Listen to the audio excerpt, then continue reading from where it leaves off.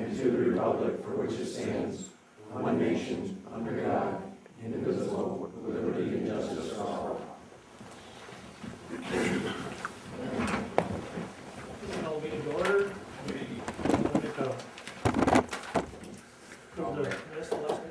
I'll make a motion. So the minutes of the March 14th meeting is presented by the clerk. I'll second.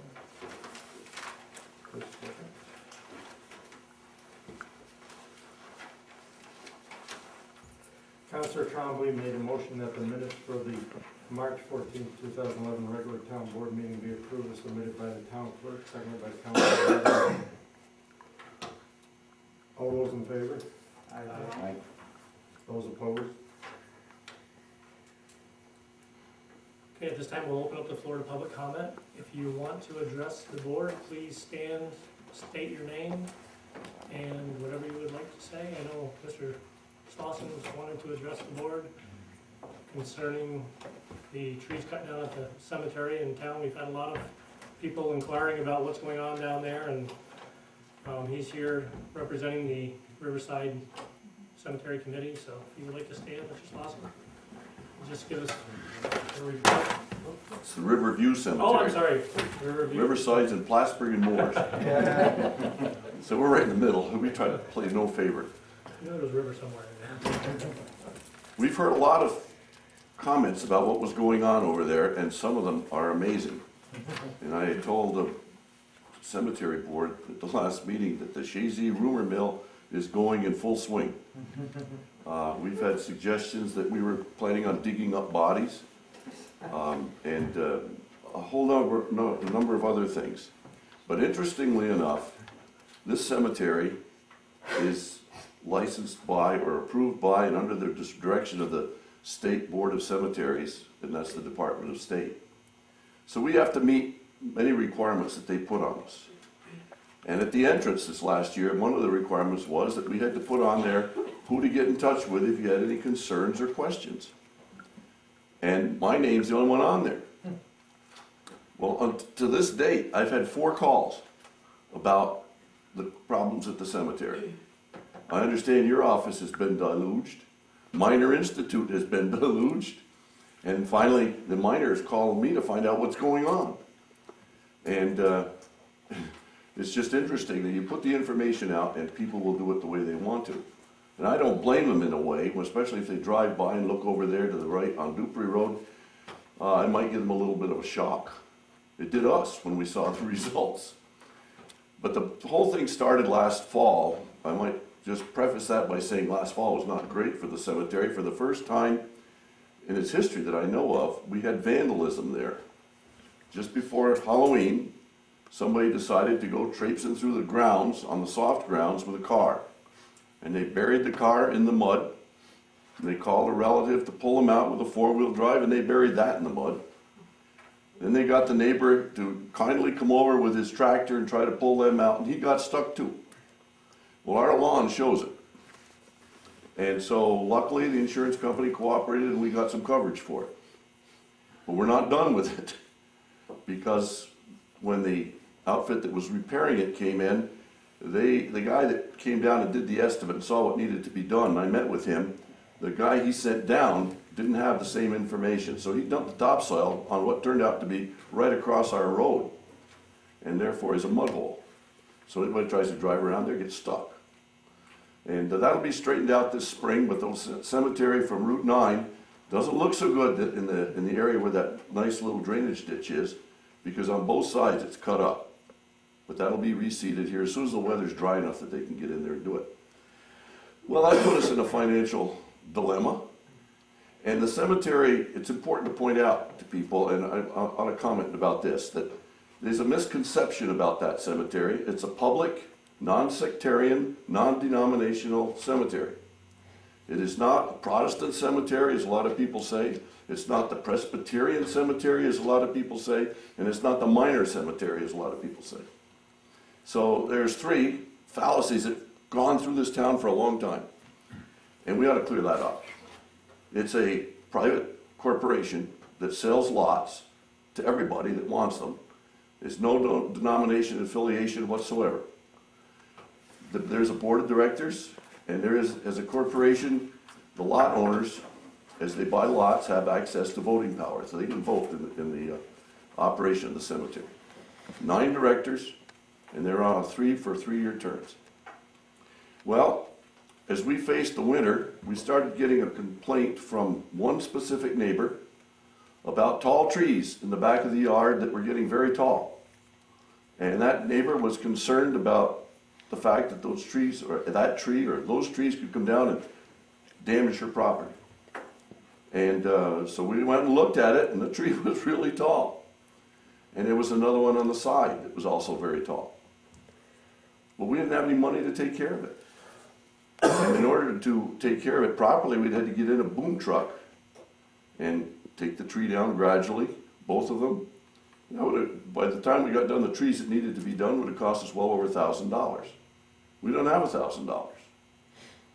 So the idea came, how else can we get this done? Well, one way was to see if somebody would go in and cut through the woodlot. Mr. Miner left a woodlot there on the north side of the cemetery itself. Was it quite a lot? Well, you say where it's been cut now. And get somebody that would do it through and do selective cutting to get up to those trees. Well, nobody was willing to do that. And the next step was, can we get a logger to go in there and use his equipment and get through to those trees? And nobody was willing to do that. Can we do selective cutting within the whole framework of that area?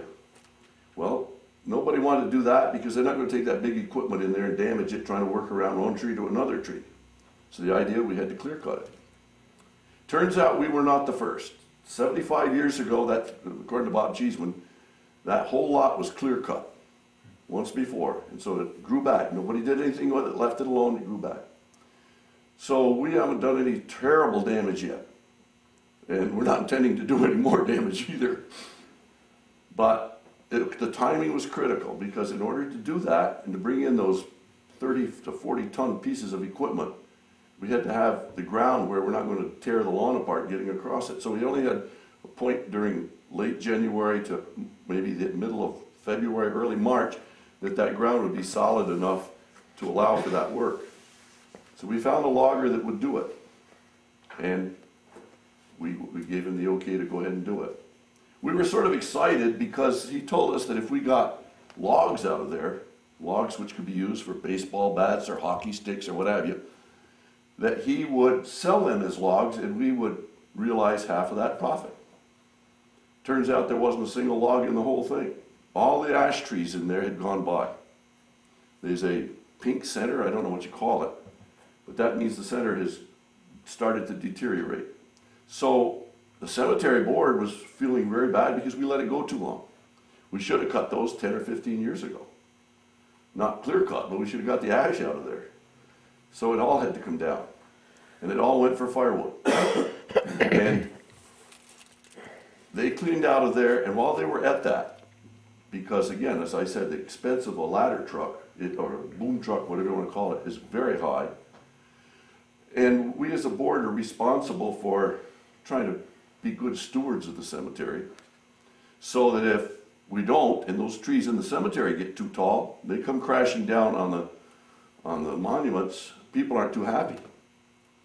And so while he was in there, we asked him if he could take out selected trees within the cemetery itself, the part of where the stones are. I call that the cemetery itself. He agreed to do that. That saved us having to hire somebody to come in and do it. But it did leave a little bit of a mess, quite a little bit of a mess, because they do it with a slasher. They cut it off, leave sawdust all over the place, and they have a big clamp that clamps onto this tree, and they bring it out where they want it and lay it down. And it was quite a sight to see, but it was hard to work that in and out among the stones and not damage any. And to my knowledge, he didn't damage a single one. Now, he had some right behind the minor mausoleum. There were 2 there that we took out. We took a bunch of them out around the chapel. The chapel, some of the trees were leaning into the chapel, and that meant it would be another job getting them out of there. And on the Dupree side of the cemetery, of the chapel, there were a number of trees in there that were going bad, or they were also getting very dangerous. And so we had to take them out too. There was one big oak tree that was leaning right, and still is, leaning right into the chapel, but they couldn't take that out because they told me that if oak is frozen, it's very brittle. And if they got hold of that and anything went wrong, they'd go right into the chapel and they wouldn't touch that. But they did go up and make the effort to take down a big branch that was going over the Angel of Hope monument.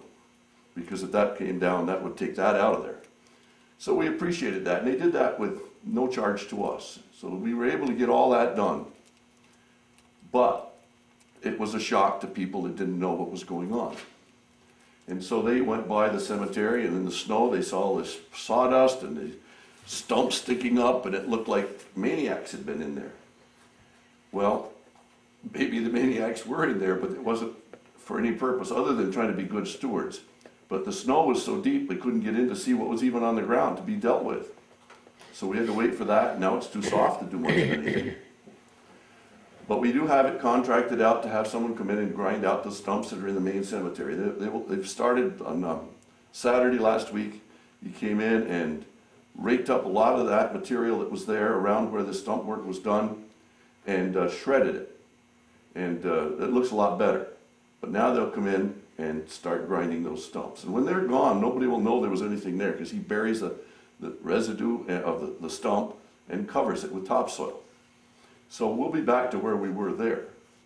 The problem is in the woodlot.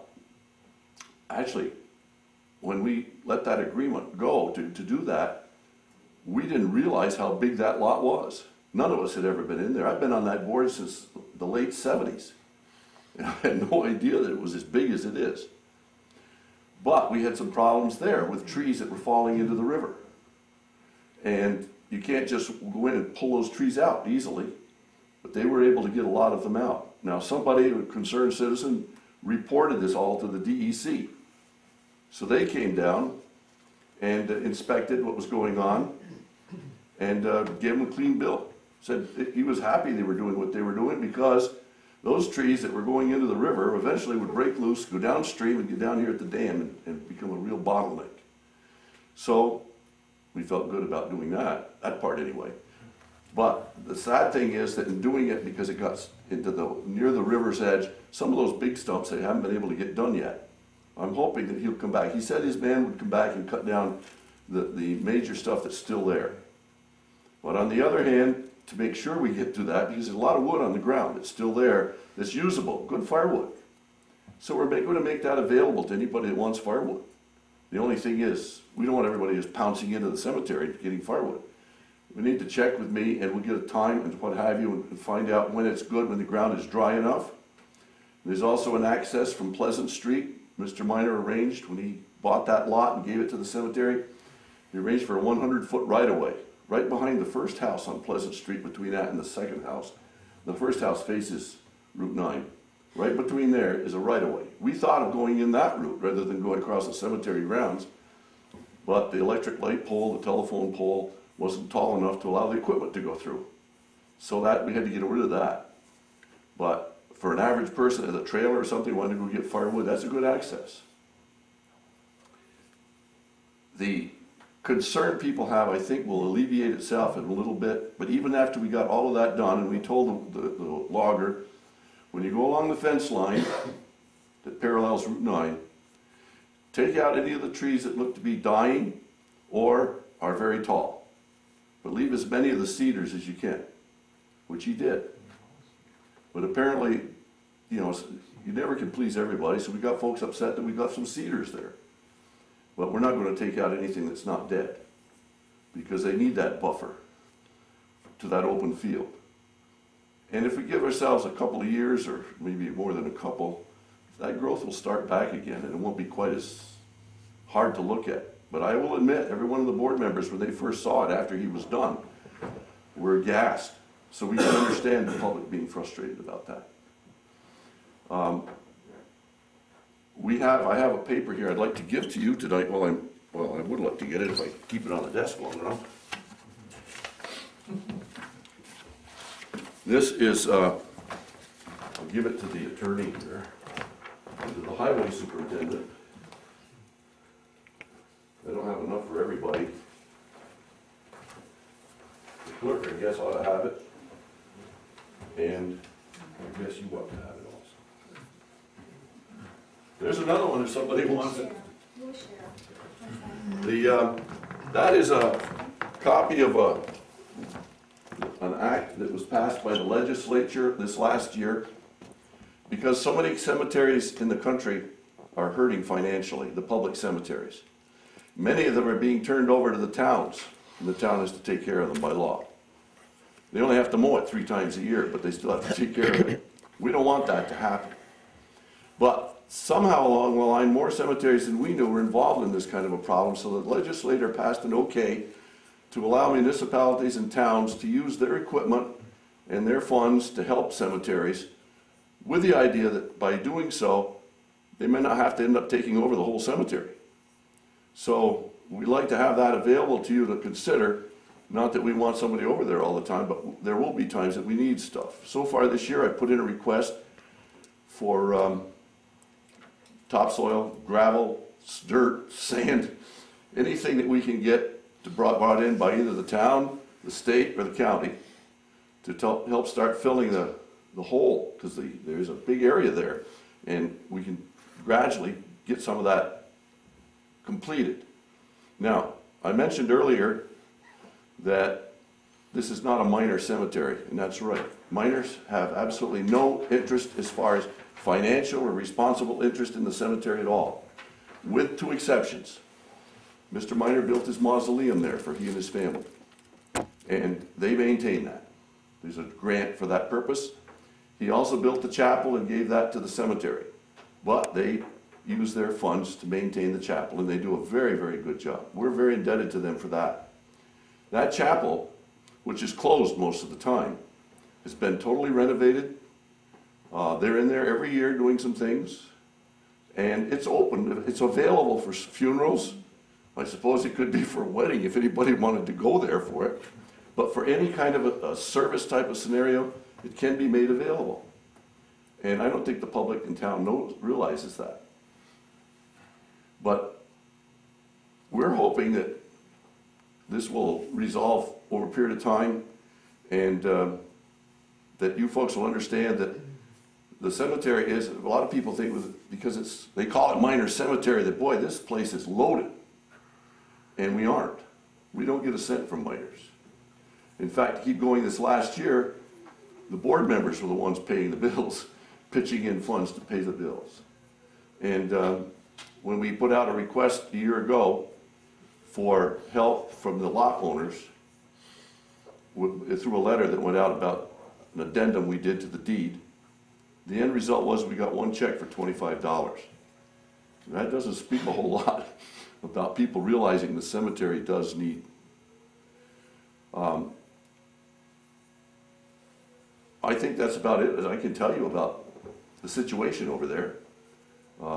If people are frustrated by the looks of it, I guess there's not a whole lot we can do. Super glue won't put those trees back up. But if there are folks in town that would like access to some of that wood, we have a couple of guys that are take it out as they can get it, but they've got to be careful where they go, because you can't go driving through everywhere, and you can't drive a car into the woodlot. The stumps are there. They really need something with a track. You know, an excavator or something like that, they could get in there, they can pull those things out very nicely. But we would need that done as a volunteer basis, or somebody wants to pick it up for themselves. Are you planning on reseeding it all, or are you just doing it? No, that area won't be reseeded. Now, I should say that the cemetery is cognizant of the fact that it really doesn't look good. And we've already ordered and have coming in a number of trees, and I believe that they're called sand willows, and they're going to run them right along the river edge, right around the open area. They grow apparently 4 to 8 feet a year, and our thought is that they will grow up, and they absorb water like crazy. So that'll help to sustain that, any potential erosion. We didn't get the roots out, so that shouldn't cause too much erosion. But it'll look better. And then as we can find sources of funding and so on, maybe we can put some along the lining of the cemetery itself, for separating the lawn from the woodlot. But there is no plan to go in and reseed the woodlot. there's enough little stumpage there that'll start growing back on its own, I think.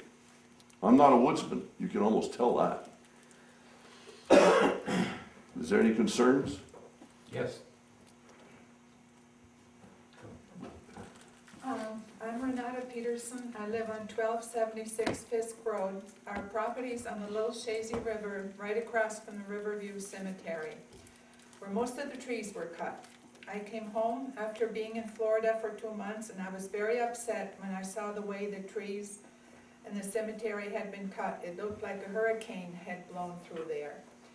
There are 3-foot stumps left behind. Also, some branches were left lying partially hanging in the river. Whoever did the cutting did not do a professional job. I spoke to Frank Slycourt, the Chazy zoning code officer.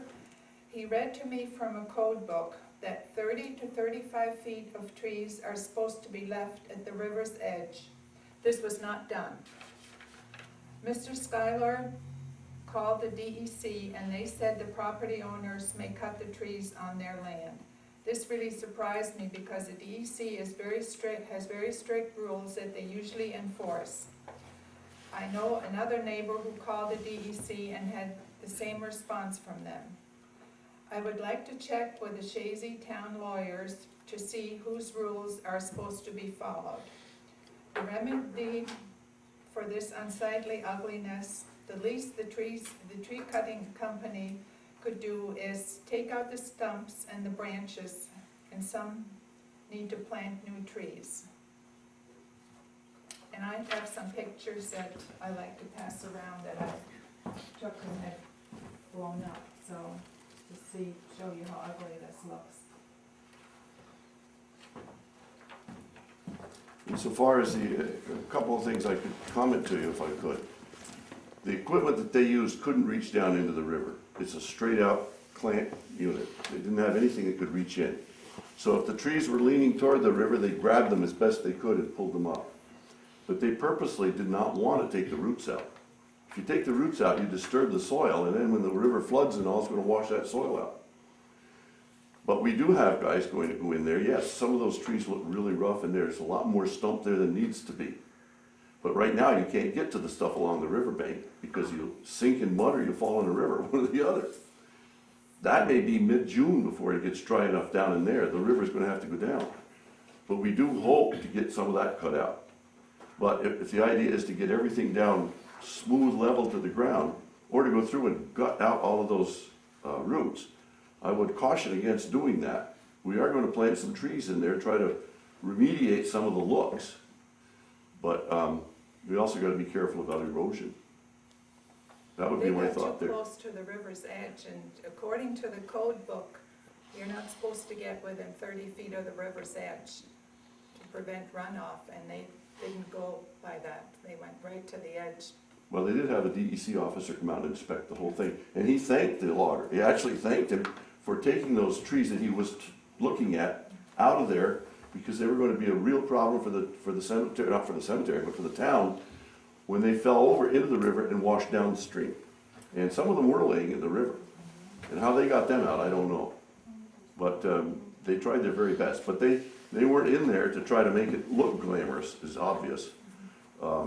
They were just in there to get the wood off that they were going to sell for firewood, I guess, and a lot of chipping went on. They took a lot of chips out of here. I'm Warren Bixler at 1276 Fisk Road, and I live across the river from the Riverview Cemetery. It used to be a bird and animal sanctuary.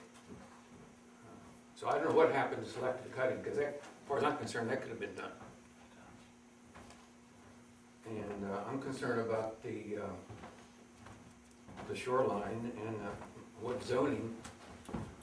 I believe, like Renata said, that there's the shoreline should be left alone for 30 feet or whatever, and I think there's something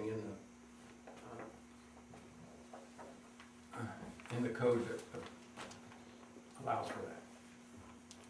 Was there any thought given to the wildlife and the effect that would have in killing all the trees? Or was that- Not really.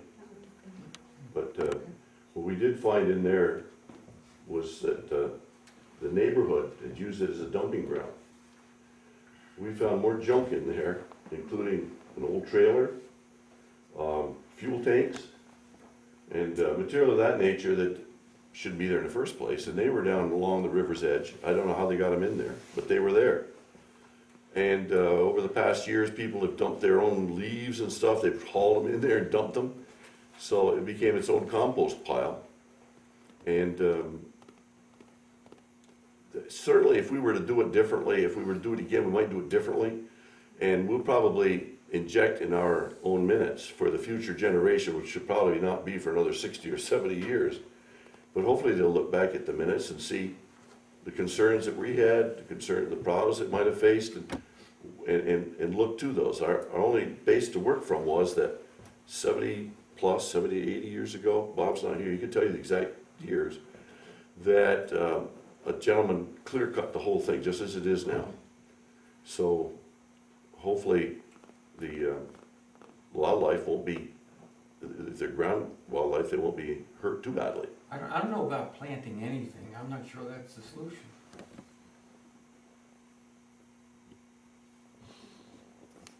Especially if it's not compatible with, because on our side, we have these big black willows, and they're gonna stay there until they fall.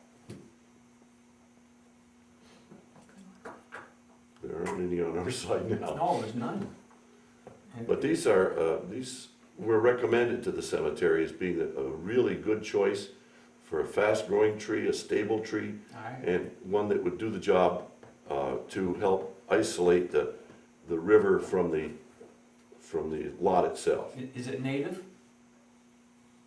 I'm not on the committee that did it. We got a committee that was studying it. I know they can get them, they're getting them from the Saratoga Tree Nursery. So I presume there's some native there. I've never seen any garbage. We lived across there and I could see Well, the you couldn't woods through over the there. woods. I've You never couldn't seen see it through the anything woods. No. at the river's edge or looking into the woods. I've never seen any garbage there. Did the committee do any inquiring with the codes officer about any rules or regulations? Well, I stopped in and spoke to you, I remember, and I asked you and Leo if there was any requirements, any problems with us cutting that out. And the basic answer I got was, it's your land, you're not building on it, if you want to cut it out, that's up to you guys to do it. Right, but as far as like how close to the riverbank or anything? No, we didn't anticipate that being any concern at all.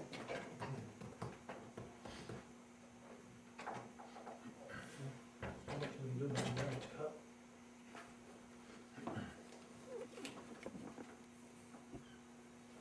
Right, there's not anything we can do now, but I would like to research it and see if there are laws prohibiting that, so from this point forward, it doesn't happen again. It's not something- Kathy, I can look at the code and see if there was a violation, and then it's gonna be up to the code enforcement officer if he wants to pursue some kind of violation for that. I think the DEC rules, we're talking about two separate things here. One is the town's zoning code, which may have some violation in it, at least that's what you've been told. So I can look at that, I'm not familiar with that particular provision offhand, but we can look at that. Separate from DEC, it looks like DEC's, and I don't know of any regulations with DEC. Normally, if you're gonna disturb the bank, and they may not consider tree cutting disturbing the bank, but if you're gonna put machinery in the water is where they get very concerned, something like that. So there probably wasn't any DEC issue. We can look at if the code has some provision regarding setbacks or whatnot from the river's edge. I wouldn't have thought there would be, but if you were told that, it's something we could look at. And then it's up to the code officer in terms of whether he wants to issue some kind of violation for, violating the town's zoning code. Anybody else like to address the board tonight? I had two meetings prior to this one, so excuse me for being a little bit late. I brought in our new sales tax report for this month, and finally, we're ahead of the projected figure that we all projected for the year. Hopefully, it'll gain each month now. But there is a little light at the end of the tunnel, I guess, and all the doom and gloom that goes on. You'll see the projected figures, and then you'll see the actual figures we collected.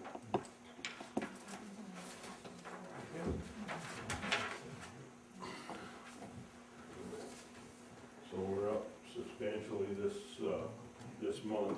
We started out the year. We were down and on the projection, and then last month we gained, and once in March, we're up 94,000 over projection right now, so hopefully it'll continue. Thank you, Tom. Thank you, Tom. Anybody else? Oh, there's other things right now, but everything's in the works, you know, we're still working on a little engine project, and, everything seems to be moving smooth over that, so. Okay? What about, the airport? How is the parking? The parking, Revenue. we opened a new lot, on parking, and we've got a shuttle now. And, we just had a transportation meeting tonight, and we're gonna look at, when we do the snow removal in the parking lot, we have to have a place to put the snow. And now that the parking and all the meters are in, it was a cluster when it first started, but it's gonna work out now. But anyway, the new lot they opened, people are shuttled right to the airport. As of the end of the month, just got the report tonight, we've collected $112,000 for the month of March for parking. Just one question that I have for you, Tom, Mhm. and I don't know if you can answer this or bring it to the next county meeting, but Mhm. with the increased price of fuel, Mhm. would there be any way possible that the county can give some type of tax relief on fuel costs if it goes over a certain amount where the tax would be reduced? The county would still end up making the same amount of money because of the actual cost of fuel increasing. But, you know, help to give the people a little tax relief by reducing the fuel tax, the county fuel tax. You don't pay tax on household fuel. No, I'm saying for gas. Oh, for gas, that's regulated by the state, I believe, the gas sales tax, that's what you're talking about. The last state meeting I went to, and you can quote or not quote, what came out of the meeting, the state charges 65 cents a gallon tax on gasoline. The transportation, which it was originated for, the gas tax, receives 23 cents a thousand of that, or of a gallon, instead of 65. Where the other goes in the state of New York, it's unknown. Okay, as far as the county giving relief for gas tax, I believe you're gonna find out that's all state mandated, and no, it's not county mandated. But I can check into it further if you and I wanna get together and we can get down. But if that's what you're asking me, the tax on a gallon of gasoline is 65 cents a gallon. But you also have companies that charge one price in one town, where they don't have any competition, and you go to another town, and the same company charges less. Well, that's private business. So, I know. That's not. But they're taking advantage of the situation. I mean, as you drive down the road, gas is gonna vary, what, 3, 4, 5 cents a gallon? But to answer your question, I don't know if, because I went to a state meeting in March in Albany on the gas tax, because we were looking for different ways to try to supplement transportation and supplement the towns and the counties, and that's what we receive off the gas tax.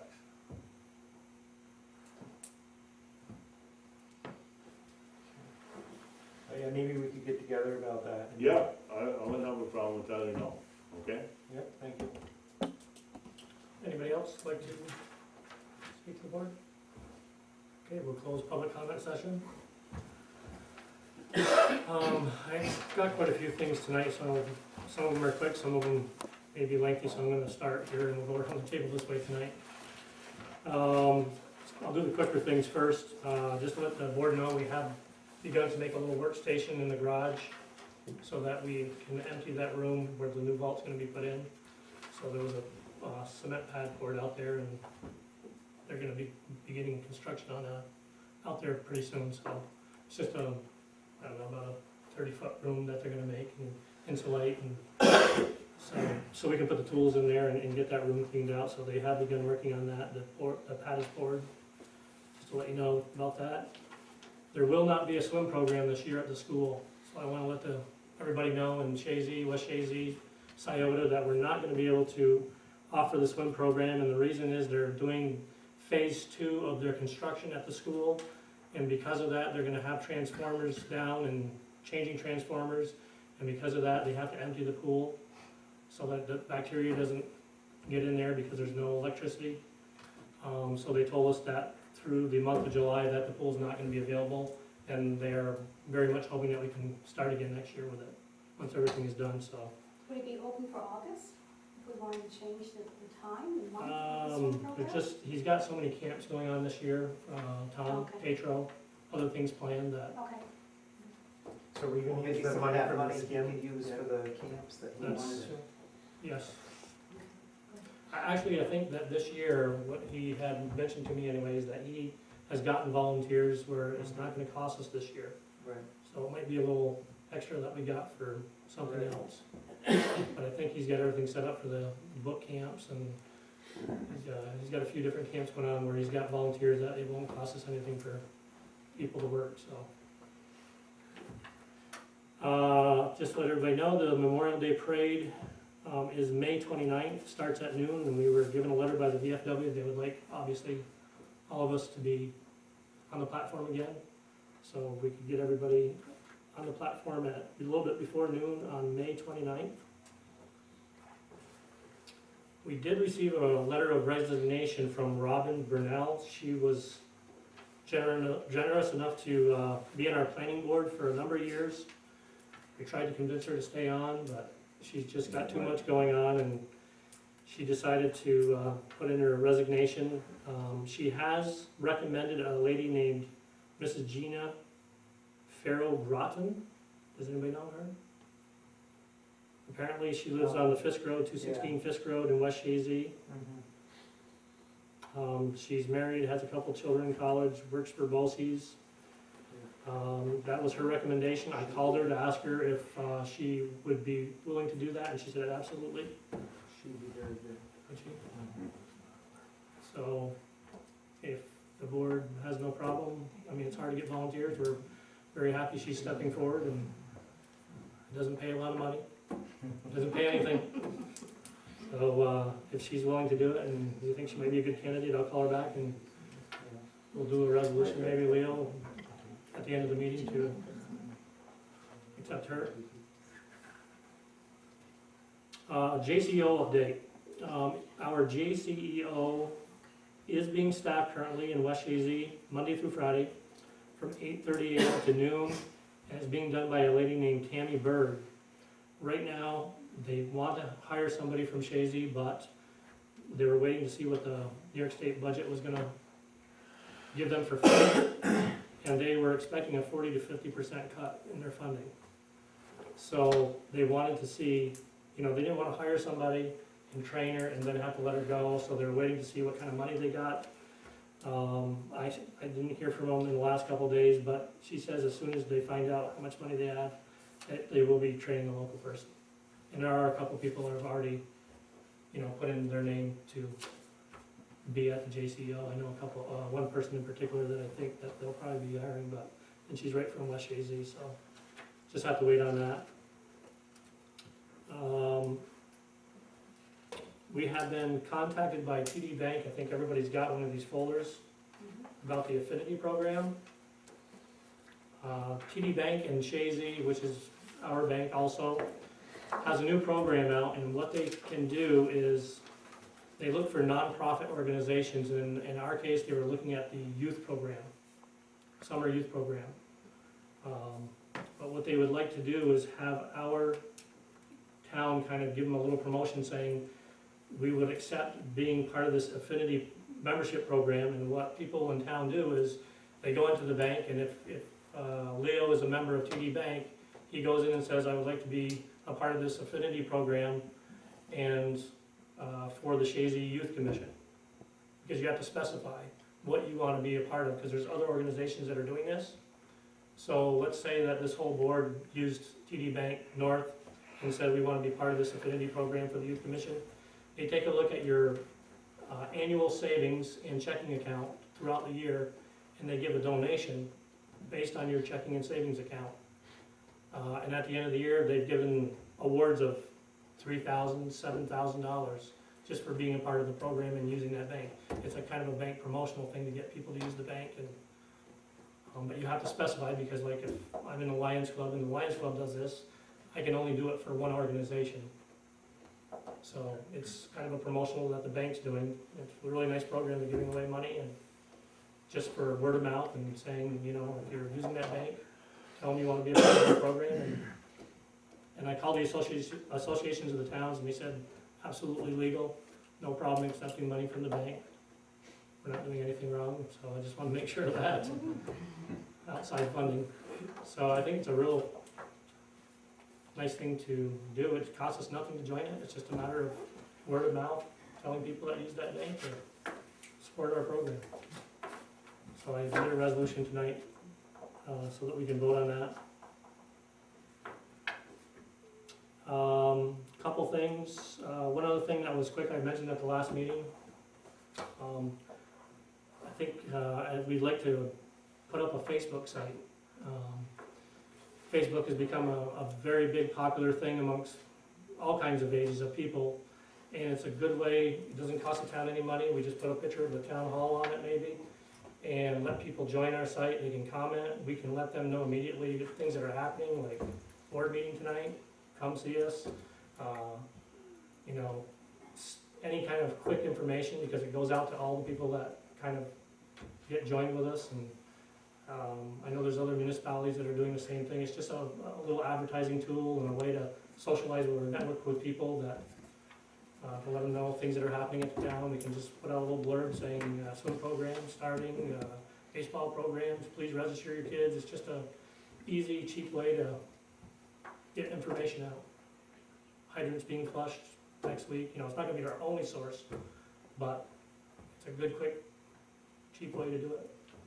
I think it could be good, but I also know, that oftentimes people will use it to air dirty laundry and be very negative. And that would be only my concern, that would be a tool that people would use to really be very negative. I'm just throwing out the idea.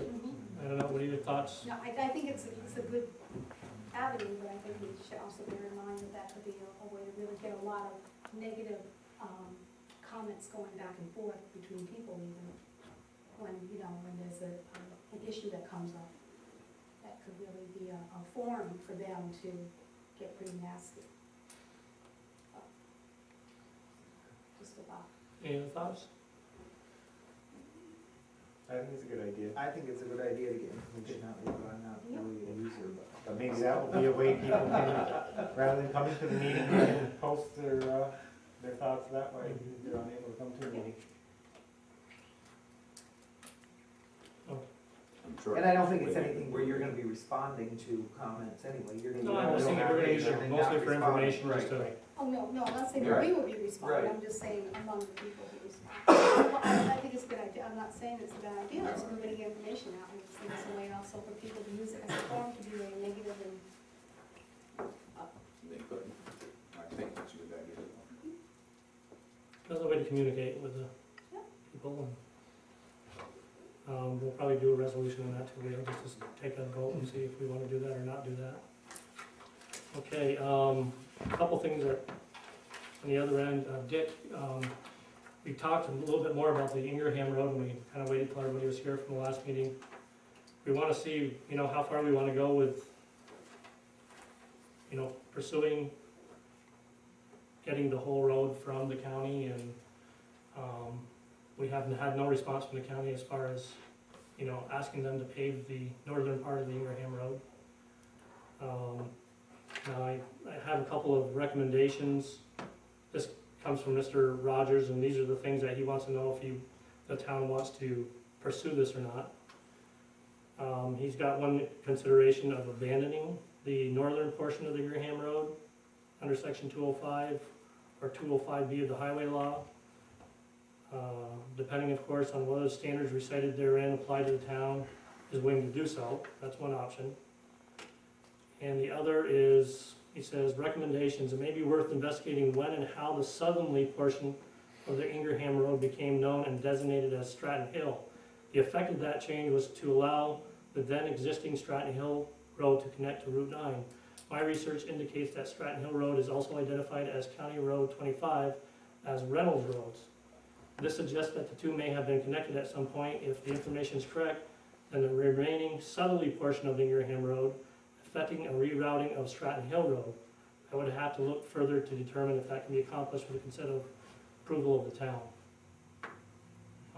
Dick, what are your thoughts on this? Well, I told you before, you're looking at, if you take the road, accept the road, you may end up with it anyhow, I don't know. That's gonna be a legal process. But if you just throw the towel in, you're looking at 50 grand easily to get that road to par. As far as abandonment, I don't think under that section you can do it because there's residences on the road, the south end. I believe the county tried to abandon it when they had it, but there was opposition. So, I don't know what to tell you as far as, I did get one call from one resident on that road because they had heard our comments at the last board meeting and was very, upset, saying, thinking that we were just gonna abolish the road. He says, there's a lot more traffic than that comes on that road than you face. it's convenience traffic. Yeah, I It's understand. convenience traffic, and I tried to tell her that, I saw a school bus go down that road the other day. Yeah, that's what he I said. said, "I'm the doctor's man." Well, you know what? If I was a school bus driver, I would never take that road. They're going out on Tony Trombley's farm end onto Route 9 from that road. It's the worst intersection. On You Route could 9. enter it. Why a school bus would go that route and into Route 9 from there is beyond me. Now, if they come off Route 9 and come down Reynolds Road, or Ingraham Road, that's a little different, they're pulling off. But to pull out on Route 9 under that intersection, I wouldn't do it, but it's a convenience road, I'm sure. That's why they put the other road in, Right. Yeah. to eliminate that. Mhm. So what do we wanna do? How far do we wanna go? I mean, how do you wanna push this? Well, what part is Beekmantown coming in there?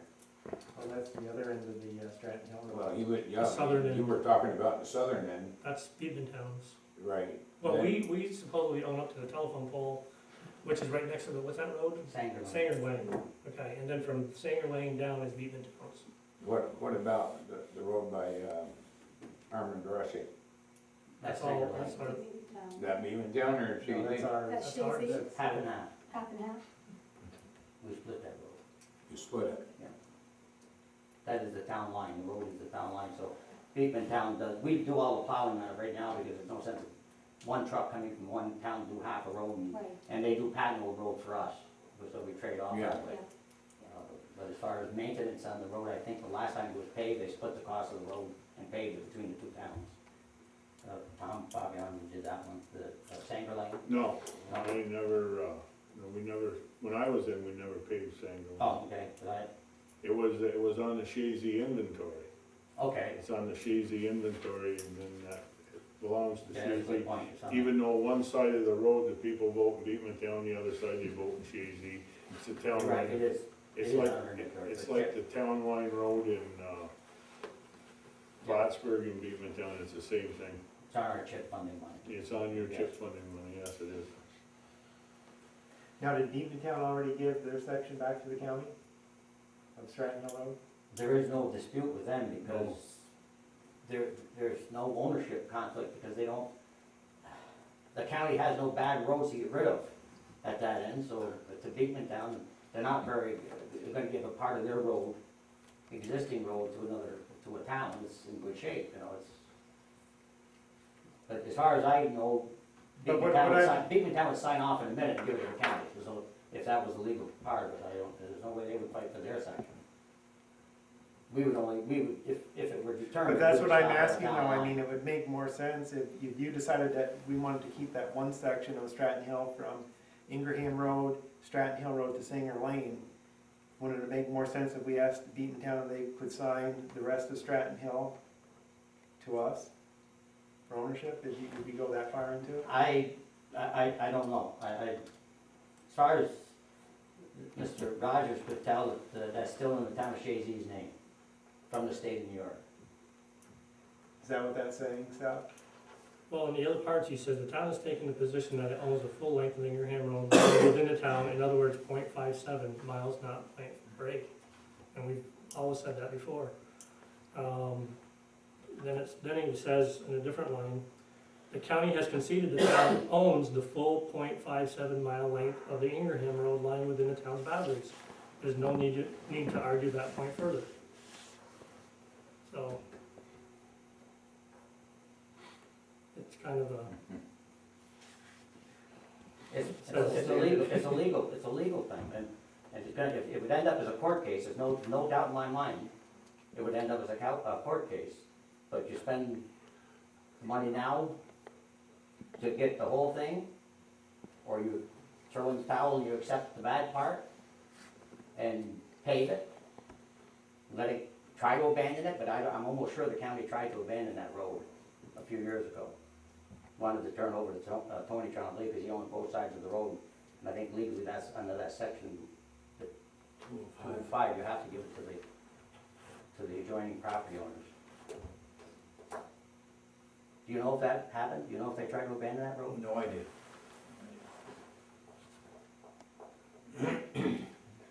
I mean, we don't have to pave the road, do we? Well, we can't plow it. Go down with the plows now, with the big plows, it's so hard because the road is broke up and, what they call alligatoring. Right. And the least little bump will get you underneath the paving, you'll be ripping up paving with the big plows or wrecking one of the plows. I mean, would it be cheaper for us to tear the rest of that asphalt up and just make it, the remainder of it a dirt road? It would be cheaper, yes, but it's still not gonna be cheap, because all the asphalt's gotta come out, Mm-hmm. and put ones in dust. Right. And then we got into where he had to build those turnarounds. But I'll tell you, we don't want dirt roads. Dirt roads are a stinker for the winter months and dust in the summertime. And if we were to abandon the north end, like Chris says, we'd have to put a turnaround in there. That's correct, it had to be a cul-de-sac put there, yes. Two of them, one on each end. Well, that's another question, where Mr. Tyler's residence is on the north end. That may be considered Route 9, because Route 9 is wide enough that it may come to his property. You're gonna have to, you know what I mean, that wouldn't affect that road, because I think a 63-foot road, Route 9. The only thing that worries me is when Scott and I went and met with, Chris Passanow this fall. Where the Ingraham Road adjoins with Route 9, that may have to be all redesigned and engineered where it comes out on that curve. Isn't that what he indicated? Is that probably not the safest intersection there? Well, that's what right. I was saying. Yep. Especially, I can't imagine anybody using it for maybe a car or pickup truck in good weather, but. Right, but if we took ownership of it, we'd have to redesign that. We'd have to have an engineer redesign how that. Well, I don't know who would make you redesign it. You know what would happen if you after an accident and a lawsuit type thing. You know, if prior notice law would come into this, and, somebody said that we got a dangerous intersection there, and if we didn't do anything about it, somebody got hurt or accident, we would be liable for it, I believe.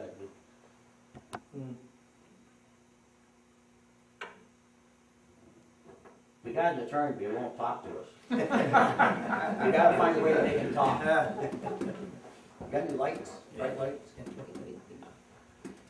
unfortunately, he's on the county, Right. he represents the county on this issue, so. Well, we Not on should this issue, I'm Well- not involved. No, you would be. Well, no, I wouldn't be. Oh, yeah, conflict of interest, so. I think we have to go based upon Dick's recommendation. I mean, it's his department, that would be, that we have to stick behind and whatever. Well, I he think you feels- have to go by legal, whatever, But this is. maybe even if, I don't know what we paid out for this, but, to get a so-called second opinion from another attorney, if they felt the same way, corner Mr. Rogers, do you think we have a 50-50 chance of retaining? Do you think we're gonna end up with this? And I guess nobody knows until you get into the, but see, we're out of the DOT part of it. Before, when it was under that 105, was it? Right. DOT commissioner would have made the choice, and I know we would have beat that, I know we couldn't beat that because it would have been an inconvenience for the town to take that road. It would have been an encumbrance on us. But now DOT's out of it because, Mr. Rascal had found the, literature that he sent us saying, but he didn't say that, but he's saying he owned it, but they didn't own it either, we owned it. But they're taking our roads and I don't know where eminent domain comes into here as far as, The big problem is too, the county has Ownership? no maps, no updated maps with anything on them. It's unbelievable, they put these roads in and they don't document them at all. A lot of them are, just established so long ago, especially on county roads, more the major routes like that. yeah, I don't know if you've seen anything on this other No, one. As far as, I don't even really, I haven't. as I've as stayed far out as of I the know, issue. there was really nothing put down as far as a deed and description and filed. It was transferred from the state of New York to the town of Chazy and the town of Beatontown. Right. But I don't think, and I think Mr. Rogers alludes to that, nothing in there saying that you can go to the booking page and there it is, this is our property, you can do this, you can do that, and that may be a big fault. That may leave it up in the air that, did he give any indication to you of what chances would be of? I don't think they will though. Well, I think you can get a gut feeling of someone that, I don't think anybody wants to, especially for this valley, wants to spend somebody's money if they know they're gonna get beat. You know what I mean? You get in round one, you're beat, it's like beating the ring with Muhammad Ali, you know you're not gonna last, so why even take the challenge on? So you would think you'd have somebody reputable enough to say, yeah, I think you got a good chance of taking this, instead of maybe looking up prior cases, if there are any. Why don't I get in touch with him then and feel him out, get his opinion, and I'll bring it up again in the next meeting and give you a little report on what he said and his feelings. We'll go from there, does that sound good? As long as there's no time limit on this, that's the thing. The other thing, I Well, don't the know. county's not getting back to us with any time limit, and they don't wanna address it at all, I mean, they're just trying to make it go away, so. I wonder how come they don't wanna address it. Well, they don't wanna spend the money on the road, that's for sure. We've asked them to pave it, and they don't wanna spend the 50 or 60,000 it's gonna cost, so. Okay, I only got one more item. Had a letter drawn up by the Chazy Presbyterian Church, and I'm just gonna throw this out, this is what they've asked us to do. Apparently, they have not had a new, pastor in the last couple of months, and they're trying to locate one. They're asking us to forgive their water and sewer bills on the house that the pastor lives in, till they find one. What is there for giving nobody's on Well, that?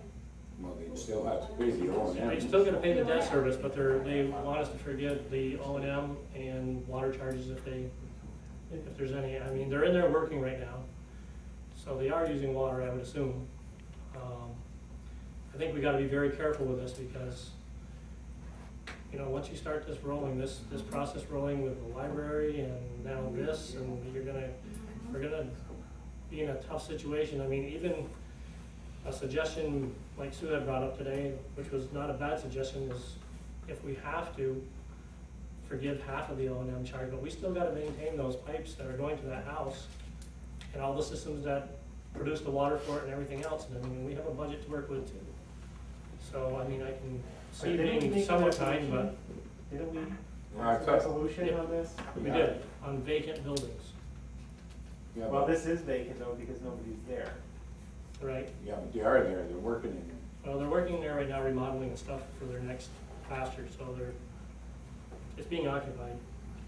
Yeah, But our resolution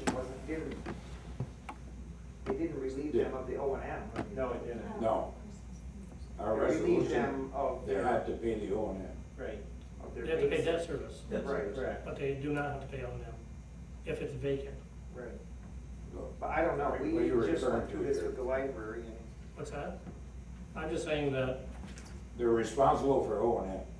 No, it's dead Right. service. well, Well, the the building is vacant. Yeah, The building is vacant, okay? yeah, okay. So they would have to pay the debt service, Yeah, but they would which be is excused O&M. from O&M. No, it's not the same No, one. O&M is the use. It's operating and maintenance, not the debt. It's a Okay. separate charge. All right. What do we Go do with ahead. the library? Well, Like a big we one. let them, they're gonna only pay the debt service library. Until they're up and running, Until they're up which and is running. in another few months. Once they're up and running, then they have to pay full-blown charges. Correct. But I consider that being vacant though, if they're only having workers in there doing renovations. But they are using water, how Well, much to me, Well, I don't know vacant how would much mean water they're you'd be using, able I'm to just turn the saying that water there's off. people working in there, so I'm Yeah, sure they're that's washing their hands or. That's If vacant. there's Yeah, but the people- library's not vacant. They have, construction people in there working in the library. Mhm. See, and I wasn't in favor of doing anything to the library either, because we're setting a very poor precedent. We are, we're opening up a can of worms and a half. Yeah, I mean, Joyce came to us years ago and wanted not to pay in a business, and we told her no. And we told, But I think what we need to do is look at that resolution that we just passed. it's right here. vacant is the water can be turned off Says, at the street. the Chazy Town Board does And then they hereby just pay- authorize that normal water rates will apply to residents in the water district for their extended time away, which will include water usage, debt service, and O&M charges. Debt service charges only will apply in all parcels that are vacant. Vacant means the building is empty and not in use.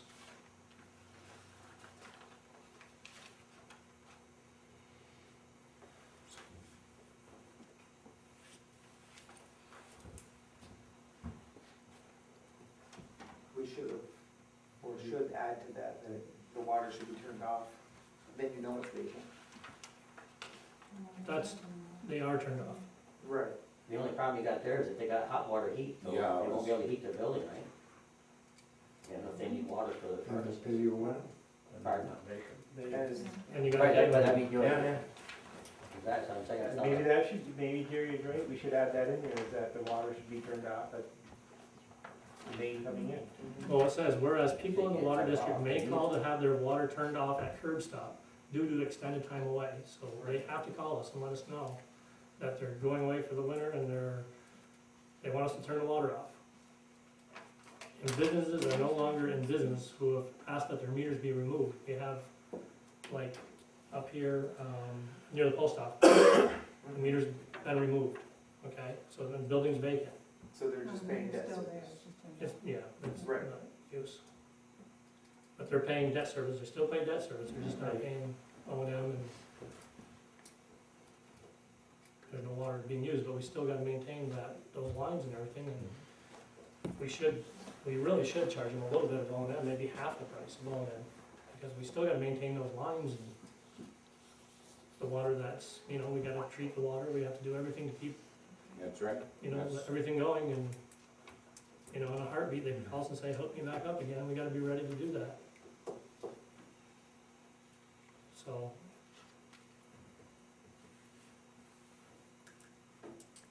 I don't know. It's a tough call here. It is just because of what we did for the library.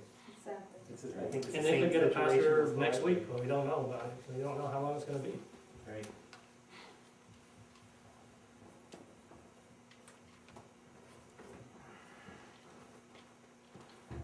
Obviously, they're, hurting for money too, and, they said that their, funding is very scarce and looking for ways to reduce their burden on the church members remaining and. I know, but How far do we wanna we go? are a municipality. A nice thing isn't gonna give them a break. You know? We are the same thing. That's my opinion. I feel bad for them, but if we're opening a can of worms, I agree. everybody in the sob story is gonna come to us.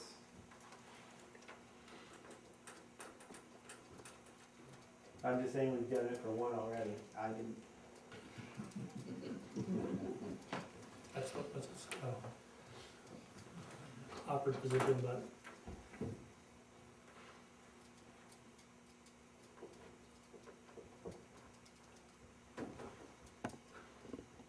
we can vote on it. so they would still be responsible for debt service. It's just Right. that we would eliminate the O&M and the water charge. They get up to 7,000 gallons before they get charged anyway, which they probably, do they ever go over, Sue, do you know, much in that little house? Probably not, yeah. I don't know, I'd have to go back and look at it. So we're talking, what's a flat fee for an O&M per month? Total Two. debt is $225 for. Part of it is O&M, though. 150. $150 a month. Was the water shut off to the unit though, that's his property? Not to the church. Not to the church, because they're still using the church, but it's just to the house that the pastor lives in. They're The main renovating it then. Right. So it's actually still, they still got the water down The there. resolution says. We haven't turned the shut water it off there. And you, No, you do the debt. Saturday said it was. It's not shut off yet for that place. Oh, No, there's still water available for them. They're working in there, so they can wash their hands, they can do whatever, I mean. So there still is water being put through that building. They have So not they're asked using- us to turn it off yet. They're using all the facilities. and I think you gotta go that we have to charge until they ask for it to be turned off, like the resolution says. Right? I mean, that's a resolution that we voted on and passed. And we'll, Yeah, but you gotta think about what Dick said, about hot water, heat, and well, that, I know, but that's up to them. I mean, if they want us to continue to have the water on, that's fine. But they gotta pay for everything until the water's turned off. Right, that's the way that resolution reads, is that it, you know, Yeah, it you has gotta to be notify turned off us. at the curbside, so.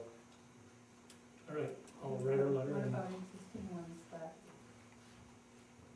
we have several existing ones that don't know anything about this, but how are they to ask us? yeah. We What's have that? other, We don't we know have about this. other, That in don't- particular, there's two other areas, homes, that are vacant. The water is turned off, but have been paying O&M. Okay. One in particular is out of town. The house is, the owner is out of town, And the water is turned off, but they're still They're paying still paying O&M. O&M. so then we should not be Right. charging them. Yeah. I mean, if the water's Right. turned off, but we just passed that last month, right? Right, mhm. Right, So we Yeah. could alter that okay. for this quarter's bill. I just wanna make sure it's Mhm. clear Yeah.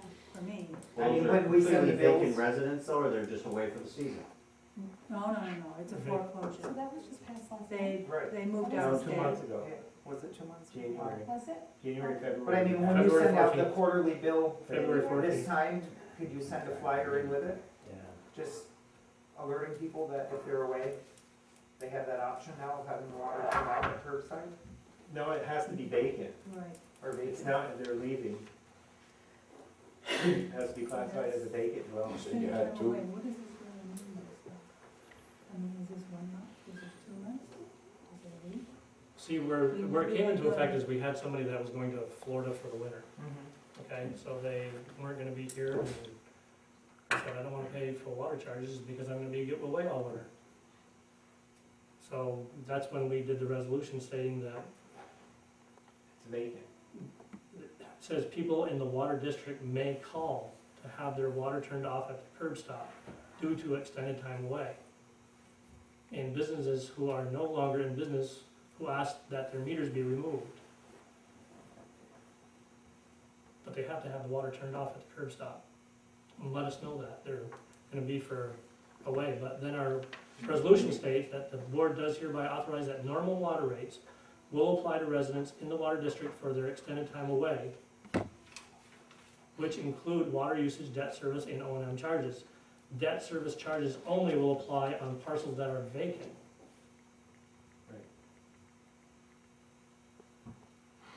To me, vacant means nobody is living there. So we said Not vacant somebody means the is- building is empty and not in use.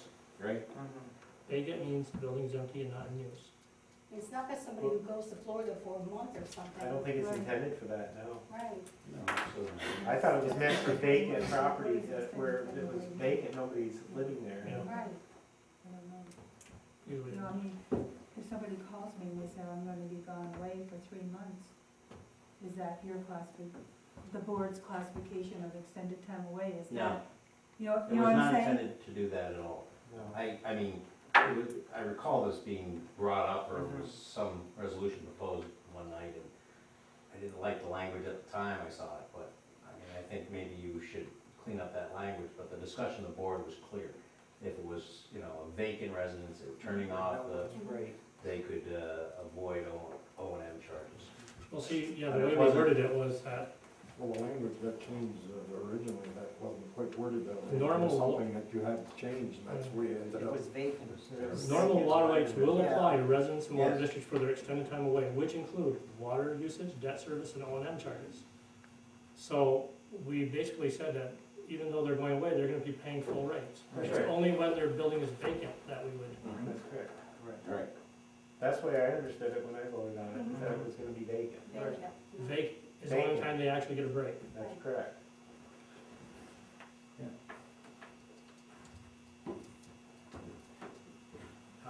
Do we wanna get back to Bill and have him look at it and reword it differently? We ought to amend your water laws, so There you go. you have your water code. But what should we do on the Presbyterian Church? I'll write to her and say that she has an option of calling us to shut the water off. And then if it's vacant, then That's right. it would apply to that. Okay, I will do that. Or send a copy of that. Of that resolution.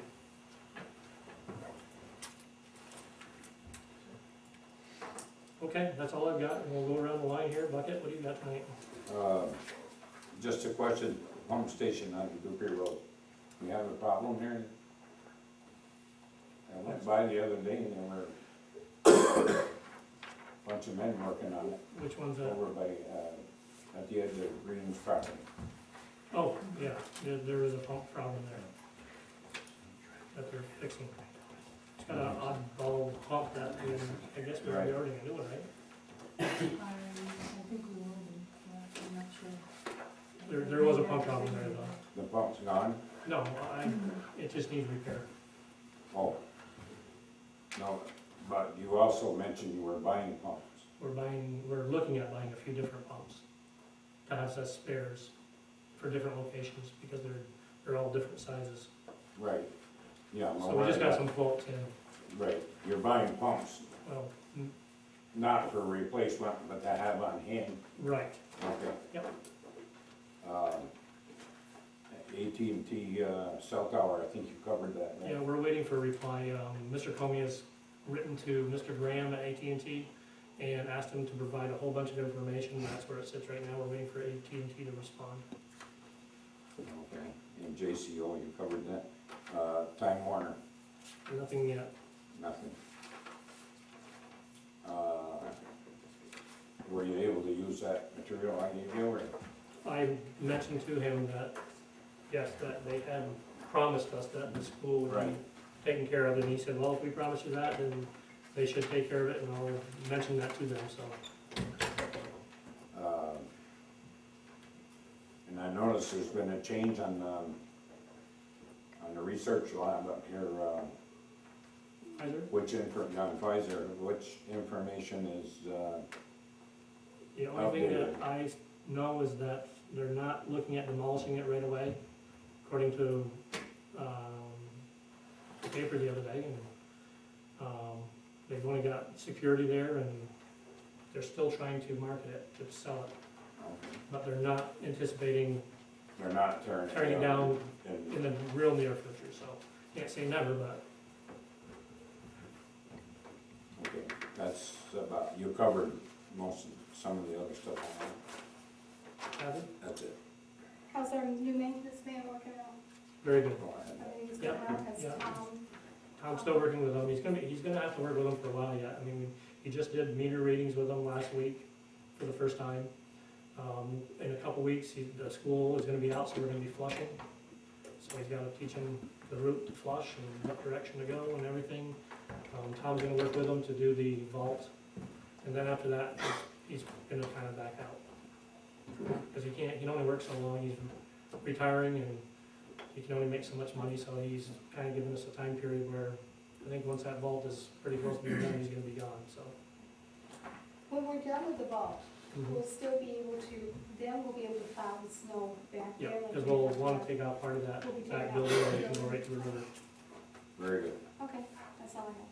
Thank you. Anything, Jerry? I have a lot of that. In here, I see the new codes program. Has that been ordered or is it in yet to the code enforcement? It's been ordered, It's been we just ordered? haven't received it yet. Okay. I would expect it shortly, within a week or so. And the JCEO didn't know anything about their budget yet? You No. have to- They just said that they were waiting word on how much money they were gonna receive, and that they were expecting 40 to 50%. Okay. Alright. They should know by now, I mean, they passed the budget, so hopefully they'll know something, but Yeah. I talked to Mrs. Susie down in Plattsburgh. Other than that, that was it, the others, everybody else covered. I was gonna ask how Dick was, but I can see for You myself. can see, he's doing good. I'll cross that off my list. He is? I'm here. Just a few things, Jerry Beggs wanted me to thank the highway crew for a job well done this season, he was very pleased. Do we have an update on the new truck, Dick? Do you know where that stands? It is in, it's in, up in, Route 11, at their pot stand right now, having the wing, the plow, and dump box put on it. Well, I don't know if they're putting it on, it's up there to be put on. So they were a little ahead of schedule at the factory for some reason. The truck has been delivered to them, and then when they're done, it'll come to us. We went over the vault update, and now, we covered this a little bit, do we know what, summer programs, Tom's gonna be offering as far as for camps this year? He's got that, there's a book program, I believe there's gonna be he's gonna let, Rob do the soccer program, he's not gonna get involved with that. There's a couple other, there's gonna be a reading camp, and I can't remember the other two. He's got 3 or 4 of them that he's got planned for the summer. Now, how are we gonna be notifying everybody of the, He's gonna be sending out letters, he wants us to put it in town talk. Again, if we do this Facebook thing, we'll put it out on Facebook. We'll probably put something in the paper too, Press Republican, just to let people know whenever the camps are and what the dates are, where it's gonna be held. Cause there's gonna be signups. Is he gonna do flyers at schools or? I would imagine he would, he can drop them off here and I'll deliver them or whatever, he wants to do it. We'll get the word out, we usually put, things in all the stores, Stewart's, restaurants, your place, just telling them what's happening. Try to post them, bulletins in each location. Now, we are, looking for, I haven't got official word yet, I think, this is Bookster, Liz Bookster is gonna be doing the baseball program this year. I haven't got it confirmed yet, but, Tom was supposed to be confirming that today. If not, we're gonna be looking for somebody to take over the baseball programs, summer programs, so I'll let you know. We have to do it soon, cause we had somebody from last year, but they didn't wanna do it again this year, so I think Liz is gonna do it, but I'm not positive yet. and, do we know what roads we're gonna be paving this year, Dick? Have we, No, not not yet. yet? No, we're working on it though. Okay. It's gonna be tough this year with the prices of oil and gasoline and Well, he's we locked gotta- in, so, Yeah, well, we're not exactly locked in, they have a escalation clause in the contract, I believe, don't they, Tom? Yeah, they have an escalation clause, but it has to, price of oil has to go up $50 before they can escalate the price, so relatively, we're gonna be looking, pretty close to the same prices we paid last year, which Clinton County is paying the lowest price for asphalt, any county in New York State. We went from, what is it, $72, $78 a ton, Dick, down to $39.95. hopefully it stays that way. and one last thing is, when are you gonna start the, cleaning up the roadside? They're doing it now. They have started Yes. now? Yes. Okay. They wash sidewalks off. The Last state- Yeah, the state's coming through, I don't know if they came through today or not.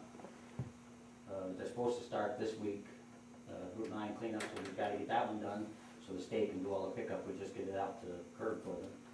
The actual garbage pickup and maybe is what you're referring to? Yep. Yeah, that'll be starting this week. This week? Yeah. So that means we're not gonna get any more snow, is that what you're telling me? Well, and it depends on the weather, it may not be starting, you know, if the guy's gotta walk with hip boots on, so, you know, we may have to take a couple of days of drying time to get down into the ditches. Okay, There's no sense doing it twice, so. absolutely. Okay, that's everything. No, but they did a good job on the sidewalk going down the street and took all that overgrowth off. Only thing we asked Lot was not better. to use the fire hydrants. We had Tom tell him not to use the fire hydrants to load up the truck with water. That will load them up at the water tower, because what it does is it stirs up the water in town. Well, we've been using the end one, would they use the one in the village? Yeah, I guess so, somewhere. They use- But we Well, they're told supposed to be using the end one, I'm not here. so. We'd like to have them do it right at the water tower, if they need water, Tom will go up and load them up, and it's just that when they do open a hydrant, oh my God, you know, the school. Well, we've been doing it for, that isn't causing any problems, because we do it up at the Ormigani garage, and we've been doing it for 2 years.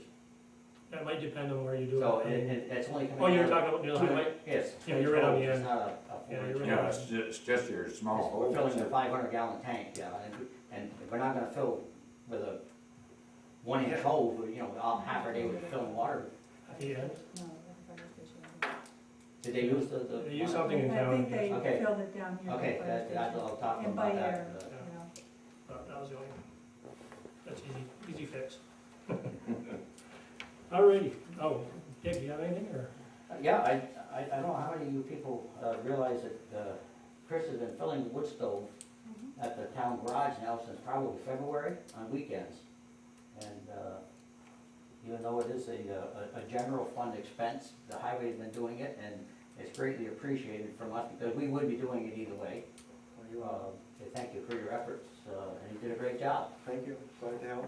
And when you get bored, mine would stove. At home.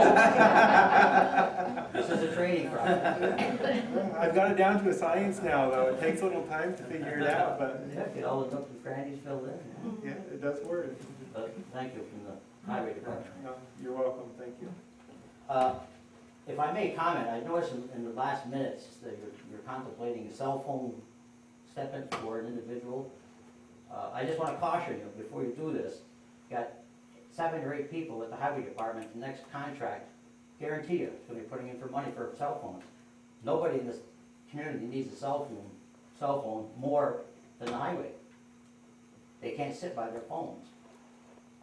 So if you do that, I'm telling you, you're gonna be opening some, and me personally, I use my own phone. I don't get any money from the town. All long distance calls, most of the long distance calls are made on my cell phone, on my phone, for the highway department. I get a monthly charge, I get paid monthly. It doesn't cost me anything, because I get, most everybody got plans today, the 400, 700 minute plan. I don't think anybody else gets any money for cell phones for the town, do they? Nobody gets any cell phone use money. I do, So, it's gonna be a nightmare to do. How are you gonna do it? You're gonna have to turn in bills. You must have to turn in a bill to show itemized, how many calls you made and what calls are paid for. You don't get a flat rate. I get a flat rate per month from the town. Well, anyhow, I'm not arguing that point. I'm just saying, if you do it for this one, your next highway contract, I'm telling you, you're gonna have some requests there. That's all I have. No report. Are you? Yeah, go ahead if you want, go ahead. We're just, the, station, you know, put their own water and sewer lines in. And in the water code book, they can come to the board with a letter requesting the board to take their line on after 1 year. Now, I looked into the sewer code book, but I couldn't find anything. Would the sewer line kind of piggyback the water line? No, there are Is that separate codes, something- there's separate districts, you know, you've got a water district, you have a sewer Yeah. district, there's separate entities, really. Maybe I'm not reading something right, would you just I'll take look a at it look? as well, since I've got to pull the water code and. Okay, thank you.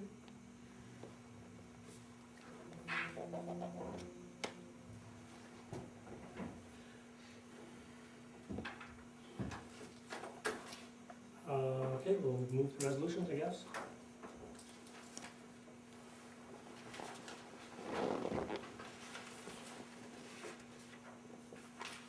Okay, the first resolution is for annual Memorial Day Parade.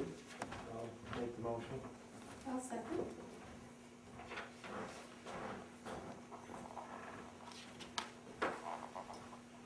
Councilor Lattimore made the motion, seconded by Councilor Devons, that the town board does hereby authorize the Russell B. Childs American Legion to conduct an annual Memorial Day Parade scheduled for Sunday, May 29th, 2011 at 12 noon. All those in favor?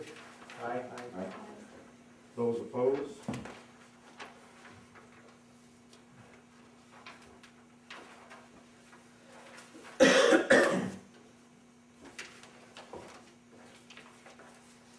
Okay, the next one is authorization to join TD Bank Infinity Program.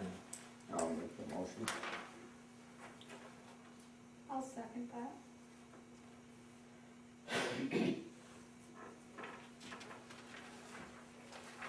Motion is made by Councilor Trombley, seconded by Councilor Devons. Any discussion?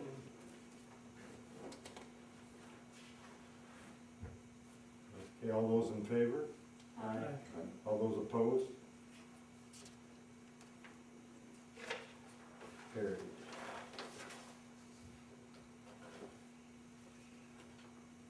Next one, the resolution requiring MVR on all new future hire personnel.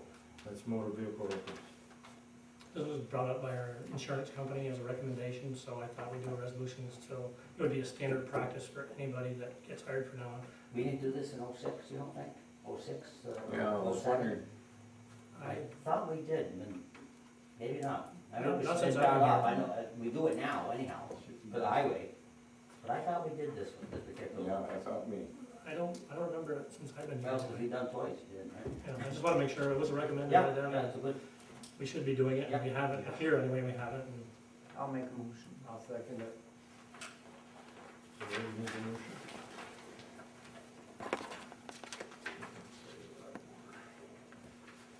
Okay, the motion's been made by Councilor Dino, seconded by Councilor Lattimore. Any discussion? Okay, roll call, Councilor Lattimore, Yes. Councilor Dino, Yes. Councilor Devons, Yes. Councilor Trombley. Yes. Supervisor Spiegel. yes.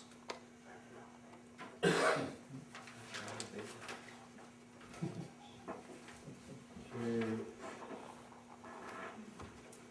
Let's jump to budget transfers. I'll make the motion. I'll second that. Councilor Lattimore made the motion. I did. Councilor Trombley. Okay. Motion made by Councilor Lattimore, seconded by Councilor Trombley. Budget transfers.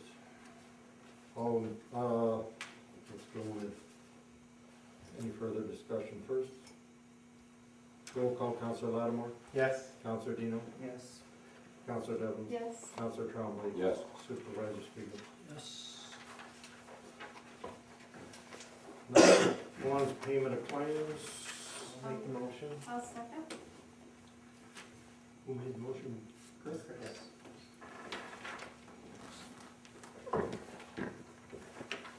The payment of claims, motion made by Councilor Lattimore, seconded by Councilor Devons. Roll call, Councilor Lattimore, Yes. Councilor Dino, Yes. Councilor Devons, Yes. Councilor Trombley, Yes. Supervisor Spiegel. Yes. Now, next resolutions, there's two more that you want to check on that aren't there. One was for a resolution to replace Robin Burnell with Gina Grutton. It is. Here.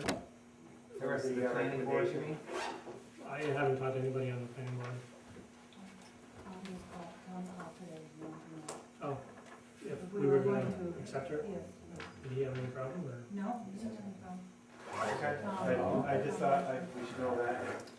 I'll make the motion. It's Gina, and her, she got two last names, it's Faoro is the middle And Gratton, Gratton. 216 Fisk Road. Right next to the, Way down here. no, No? next to the bridge. Past Chazy's. The big brick house, here, Bernard Matthews' old house. Oh. Oh, yeah. He's the one that, Oh, yeah, I know. Jim. Yeah. yeah, I Jim didn't Brown's know, I wife. put it together. No, it's the old Jerry house. Yeah. Right. Okay, Counselor Trombley made the motion, do we have a second? I'll second that. Counselor Lattimore, second. Any further discussion? Okay, with, resolutions, motion has been made by Counselor Trombley, second by Counselor Lattimore, to appoint, Gina Ferraro Groton to replace Robin Burnell, finish out her term.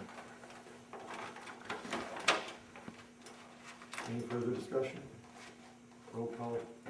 Counselor Lattimore? Yes. Counselor Dino? Yes. Counselor Devon? Yes. Counselor Trombley? Yes. Supervisor Spiegel? Yes. And the next one is a resolution, if anybody is willing to do something with the Facebook.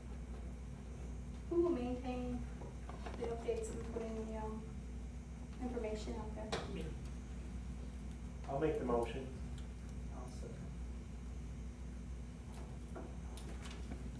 You better put in there that style of maintain it, not leave it. Not much to do with it, when you look at it So every that's day. your only there's job, anybody yeah? talking, Yeah. you know, put it in Well, work. I'm glad we created something for you to do. Wow. Now at least 2 letters, right? Got a lot of paper though. You'll have to come get me some writing for the resolution after, but Counselor Lattimore? Yes. Counselor Dino? Yes. Counselor Yes. Devons? Counselor Trombley? Yes. Supervisor Spiegel? Yes.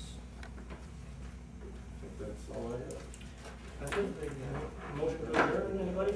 I'll make a motion to I'll adjourn. second. Kathy, and I need to see you guys after.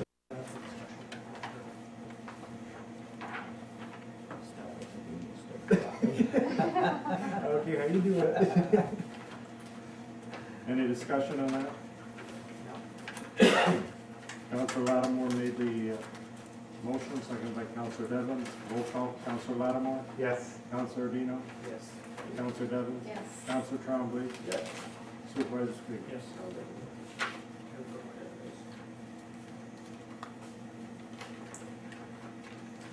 Purchase of meter cut warranty and software. Make the motion. Now, is this for Sue's? Okay. All right, I'll second. Counselor Lattimore made the motion, seconded by Counselor Dino. Yes. Any discussion? Roll call, Counselor Lattimore? Yes. Counselor Dino? Yes. Counselor Devons? Yes. Counselor Trombley? Yes. Supervisor Spiegel? Yes.